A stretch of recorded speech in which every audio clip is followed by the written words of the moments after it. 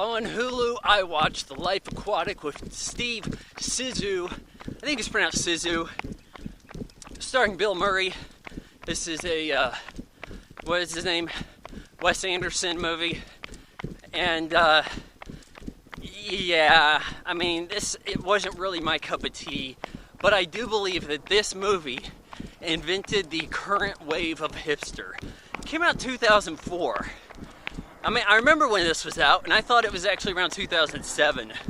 I guess my time nar is off, but anyways, Bill Murray is this Jacques Cousteau ripoff, and he is a deep sea explorer. He dives underwater, documents it, has a crew, has a boat with a submarine, and all these various crew members, unpaid interns, topless script girl. Why does the documentary have a script girl? You know, you gotta ask yourself these questions. Well, he's premiering a new doc. Was it a feature? Was it a short? I'm not really sure, but had quite the grand showing wherever he was doing this out in Europe. And people are saying that, hey, that's not entirely valid looking. It looks like that was staged.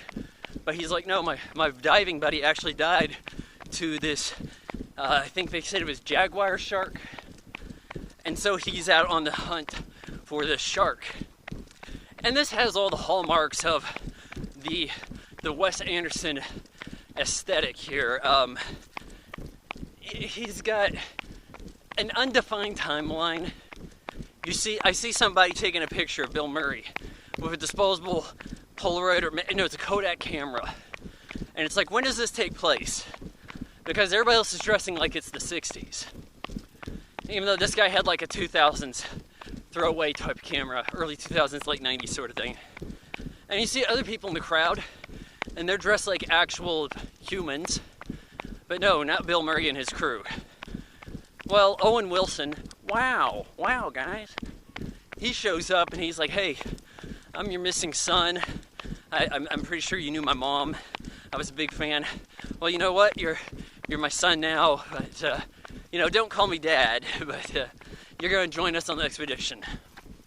And while they're doing this, Cate Blanchett shows up for no good damn reason, just to have more stars in this movie. And they go on this adventure looking for the jaguar shark. Their means of doing this is erratic. They've got a rival, Jeff Goldblum. He has a better funded vessel. And he was also the former husband of Steve Zissou's wife. And they don't get along or nothing, but they go and raid his vessel's equipment while it's out at sea. I guess everybody was away from it or some shit.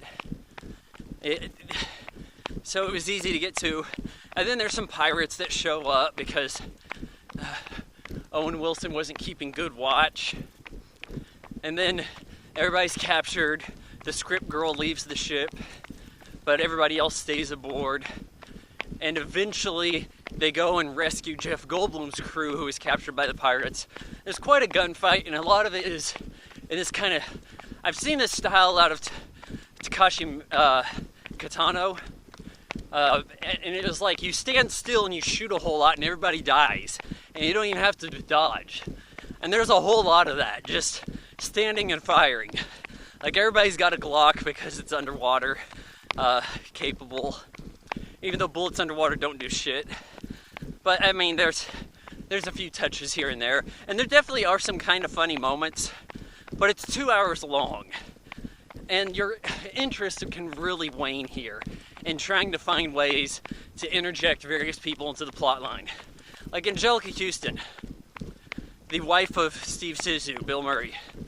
Just out of nowhere, they have to go by her place and get some more funding. I mean, they go and they hatch a rescue plan to rescue this bean counter guy who he was helpful, but they didn't really like him. And he got captured by the pirates. Did they really need to then, later in the movie, decide to rescue him? He didn't have a big part. I just kind of thought he served his bit. That was fun for him, and now it's time to go. And then they just kind of haphazardly back their way into finding the jaguar shark. Everybody goes down in this submarine. Oh yeah, and Owen Wilson died in a helicopter crash because they don't keep their helicopter maintenance up. But Anjelica Huston dies, or doesn't die. She says that Steve Zissou fires blanks, couldn't be a son, but he never learns the truth. So when Owen Wilson dies, it affects him deeply. They go underwater in the submarine, see the jaguar shark. I guess they have some footage of it. Premiere their little movie. Steve Zissou seems to get back on top of things, but now he's sad. And that's your film. But look at the way hipsters act and behave and how they gravitate towards this movie. And yes, I understand there are films prior to this. I hated with passion the Royal Tenenbaums. When I worked in the video store, I recommend people not rent that. When they did, against my wishes, they'd come back and they'd say, you were right, it was trash. This is the more accessible film from him that spurned this hipster generation here. Look at all the people wearing the beanies. Look at all the people wearing the tight shirts, tight pants, kind of pretending like they don't know what year it is. That's this movie for you. Not terrible. It just drags in places. Life Aquatic with Steve Zissou, I give 2.5 out of 4 stars.